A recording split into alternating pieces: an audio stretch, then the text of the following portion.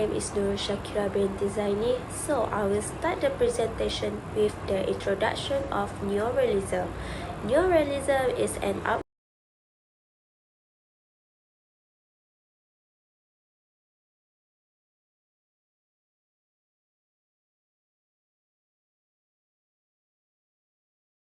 to cure the defect with early theories of international relations, including classical realism by applying a more scientific approach. The approach he took in theory of international politics became known as neorealism. Neorealism, also termed structural realism, developed from an internal realist debate seeking to address shortcomings of early theories of international relations, including reductionist and systematic theories by developing a more scientific, positivist approach. In chapter 3 of his book, Was 1979 present the need for developing a system theory of international politics. He argued that such a theory will describe how the international system works by focusing on its structure and how it affects the interaction among its main units. Moreover, according to Waltz, it is anarchy which constrains state behavior. This makes the structure of the international system anarchical. The anarchical structure compels state to act in certain way. That is why this theory is also known as structural realism. The theory aims to concentrate on international structure, by which it means primarily the distribution of capabilities, especially among the leading powers, and the shape of outcomes. It also sometimes treats weapon technology, for example, who possesses nuclear weapons, as another important systemic property. It can be usefully distinguished from what may be called classical realist theory by several ideas that it highlights: the claim of complete and persistent anarchy, governments are pursued at least in some version of the theory relative rather than total gains, natural selection of state of government elegant consent in other version for survival as the ultimate arbiter of wise policy choice, and other. According to Mearsheimer, the first assumption of structural realism is that great powers are the main actors in world politics and they operate in an anarchic system. The main concepts of neorealism are anarchy, structure, capability, the distribution of power, polarity, and national interests. The first two concepts, anarchy and structure, are linked. The international system structure is said to be anarchic. The term anarchy does not imply the presence of chaos or disorder. It simply refers to the lack of a world government. World politics is not properly and hierarchically organized, since there is no overarching global authority that ensures security and stability in international relations. Domestic politics is structured by hierarchy, but international politics is structured by anarchy. Thus, the international system is defined in terms of an anarchic international structure. An anarchic structure has two major implications. Firstly, each actor in the international system is responsible for looking after itself, transforming the international system into a self-help system. The system is made up of self-regarding units that are mainly concerned with survival. National states are the only entities with centralized legitimate authority to use force to protect themselves in international relations. Sovereign states are the constitutive units of the international system and the main actors in world politics. Therefore, anarchy is the organizing principle of the international structure, and this structure is described in terms of states. Second is states are continually concerned about being attacked by others. No one is obligated to obey if no one commands by virtue of authority. As each state is continually unstable, each must be capable of fending for itself. This leads to the concept of capability. Capabilities are essential for a state's survival. Survival encourages relative gains. According to neorealists, a state's capability is determined by five main characteristics, which are its natural resource endowment, demographic, economic, military, and technological capacity. States within the international system are differentiated based on their level of capability, since each state reaches a different level of capability, which mainly serve its survival objective. Thus, neorealist scholars attempt to construct a relational picture of each state's capabilities at any given time. This is known as relative capability. Next is the distribution of power. States will acquire various levels of competence in the battle for security. As a result, capabilities are distributed differentially across the system's constituent components. The fourth idea of neorealism is an assessment of the distribution of capacity. The ranking of countries is determined by how well they perform on all of the aforementioned components of relative capacity. Next is polarity. At any given time, the polarity of the international system is assessed by looking at the distribution of capability between units. This method allows for the specific typification of the international system character. Unipolarity, bipolarity, and multipolarity are the three forms of polarity that may be distinguished. Last but not least is national interest. National interest is a difficult term to define. Nation aims to develop their capacities in relation to competitor states in order to achieve security. As a result, a state's national interest calculation consists of guaranteed territorial, economic, and military security. At the same time, a state's degree of competence in relation to other constraints or empowers governments to pursue such goals. Next is issue of neorealism. Both Waugh's model of international relations and his subjective arguments were prominent and for most of the 1980s and 1990s. Dispute between realists and their detractors dominate the field. Despite disagreement with Waugh's claims about the difficulty of collaboration in anarchy, a rival school of neoliberal institutionalists accepted his methods and many of his assumptions. Meanwhile, neoliberals finally separated into two camps, which is defensive and aggressive. According to Waugh's, defensive realists maintain that Palestine must achieve a stable international equilibrium because governments seek security. According to aggressive realists, want to maximize strength rather than security, making equilibrium more difficult to establish. Many were opposed to neorealism, including those who supported classical realism. For example, neorealism has been chastised for ignoring historical, sociological, and philosophical insight, for firstly claiming scientific validity for failing to account for systematic transformations in international relations, and for allegedly self-defeating analytical reductionism. Nonetheless, it has remained an important research program in international relations. Second is security issue. Neorealist theory has long been at the center of the debate regarding security within the discipline, and it had a major impact on the discourse. Energy security and climate change are becoming increasingly crucial.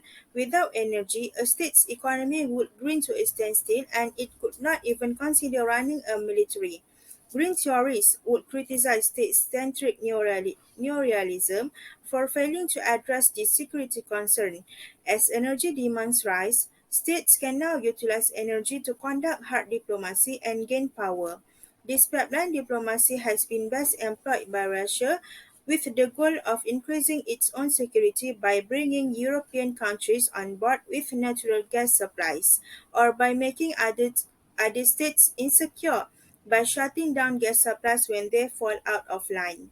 As already stated, economic security is linked to both energy security and military security. Wealth can improve society, but depressions can cause social unrest and a lack of government resources to cope with the disturbance. Large quantities of migration because of economic hardship in developing countries can lead to political and social destabilizations in both the country of origin and arrival. For example, the financial crisis of 2008 to 2009 has severely weakened the state's capabilities. According to the economists, since the crisis, just 34 of 163 states have been rated as highly capable and effective in terms of providing economic security to their citizens.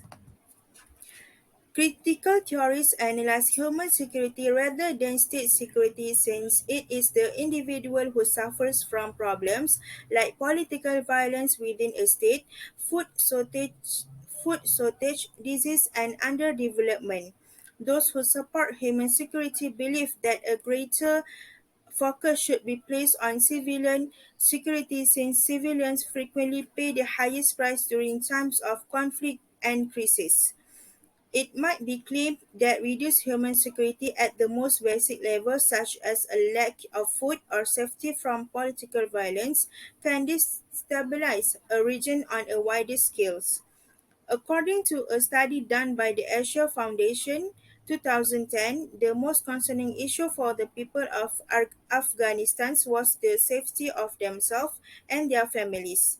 To summarize, while neorealism may provide a rational explanation for why states pursue military power, it is the it is not the most effective theory for resolving security challenges in the international relations. It has a limited and one-dimensional perspective of anarchy, coercion, and fails to explain the various security positions that states take toward one another. Neorealism is largely a military-focused strategy that fails to acknowledge environmental, social, and economic security issues. Its emphasis on military power can frequently lead to a security dilemma and even an arms race. State-centrism, a core feature of neorealism, means that it fails to deal effectively with security challenges below the state, such as food shortage and illness, and those beyond the state concerns such as climate change and energy security. It fails to recognize human wants and needs and how they can affect security on a multi-level basis. The neorealist security approach is just too limited to be effective in dealing with security issues in our ever-changing world. I'm going to explain the advantages of neorealism. First, a system where states are the only actors and a constant power struggle is what guides international policy, with no state wanting to yield power to another. Second, creates the same basic incentive for all great powers by disregarding the cultural differences among states as well as differences in regime type. 3. Making the distribution of capabilities among states the only independent variable. Next is the disadvantage of neorealism. In times of critical foreign decision, it ignores domestic public opinion. They will ignore public opinion during times of high security threat. Secondly, the importance of foreign policy elites or leadership structures is overlooked by neorealism. It states by Erdem 2004. The last one is neorealism doesn't recognize increasing importance of non-military issues. Natural disasters, infection disease, and humans and drug trafficking are one of the examples. Next, parties involved. The actors who are important for neorealists are states and union of states, like the European Union and international organizations like World Trade Organizations, International Monetary Fund, and others. According to Bowman 1998 and Rittberger 2004, for neorealist actors and driving forces within a state or an international organization are not conclusive for explaining international relations. This does not mean that neorealists would deny the impact of endogenous forces and actors for national policy, for example, like in policy arenas, like welfare policy or taxation within a state. But in the scope of neorealist approach, these actors do not matter for international politics and relations. In Work's view, the international relation theory is a neorealist theory that focuses centrally on the structure of the system. Actors are less important because structures compel them to act in certain ways. structures more or less determine their actions. Next, international events and theory chosen. First one is Cold War.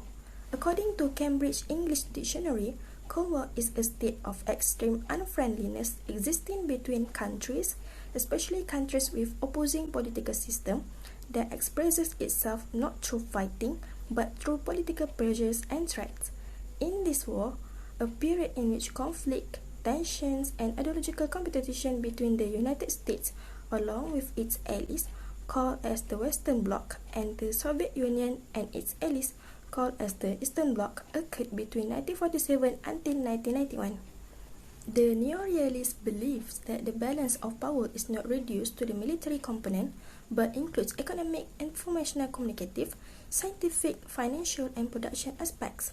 Wolves distinguishes between bipolar systems such as existed during the Cold War between the United States and the Soviet Union, and multipolar systems such as existed both before and after the Cold War. Wolves believes that bipolar systems are more stable and thus provide a better guarantee of peace and security than multipolar systems. According to Wolf, with only two great powers, both can be expected to act to maintain the system. That is because in maintaining the system, they are maintaining themselves. Next, Iraq War. Iraq War, also called as Second Persian Gulf War, occurred between 2003 until 2011, conflict in Iraq that consisted of two phases. The first of these was brief, conventionally fought war in March until April 2003, in which a combined forces of troops from the United States and Great Britain with smaller contingent from several other countries invaded Iraq and rapidly defeated Iraqi military and paramilitary forces. It was followed by a longer second phase in which a US-led occupation of Iraq was opposed by an insurgency. After violence began to decline in 2007, the United States gradually reduced its military presence in Iraq, formally completing its withdrawal in December 2011. There are 5 countries that supplied combat forces directly participating in the invasion of Iraq, which are the United States, the United Kingdom, Denmark, Australia, and Poland. Resulting in the defeat of conventional military forces in Iraq, an insurgency has continued an intense guerrilla war in the nation in the years since the military victory was announced, resulting in thousands of coalition, military, insurgent, and civilian deaths. Neo-realist theory believes that Saddam Hussein is not a big threat to the US as the US government claimed, and there was no reason to invade Iraq. Hi, I'm going to present about this suggestion.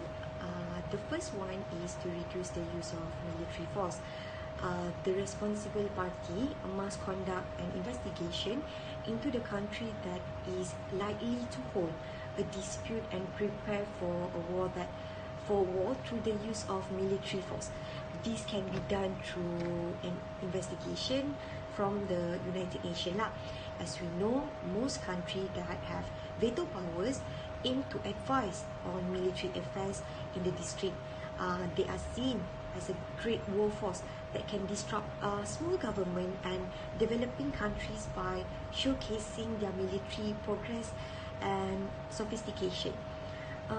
The United Nations needs to monitor the developments in terms of the military strength around the world to detect threats to international peace and security through the cooperation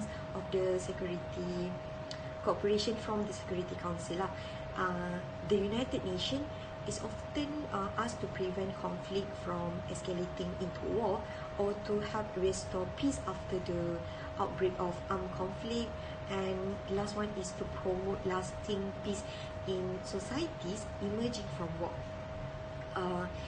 It aims to obtain a peace agreement between the countries that are concerned.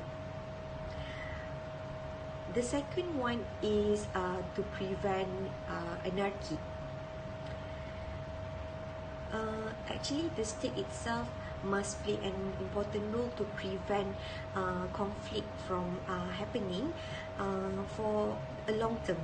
In order to prevent a chaotic situation, or known as anarchy, as one of the main theory in the neoliberalism, the state needs to avoid dependency upon other states, whereby it is necessary to minimize state exposed to the dangers of anarchy. For example, we should say in terms of supplies of raw materials or trade, the reliance of higher income states from lower income and middle income should be slowly changed and avoided. Once the state avoids the dependence of the self-help team, it will minimize the exposure of the dangers of anarchy. Each state might survive and function even the absence of self-help team. Furthermore, the effect of anarchy cause violence to be utilized to maintain peace, such as conducting emergencies, operation, or maybe utilizing military force.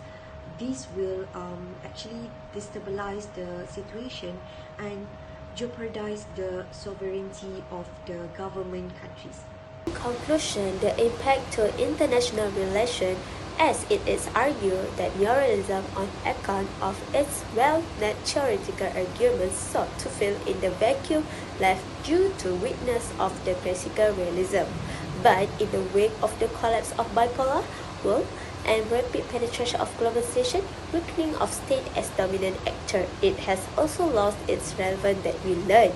However, the distinction between neoliberalism and realism, and even between neoliberalism and aspect of liberal constructivist truth, are hardly clear-cut. Realism focused its interest on the structure of the system.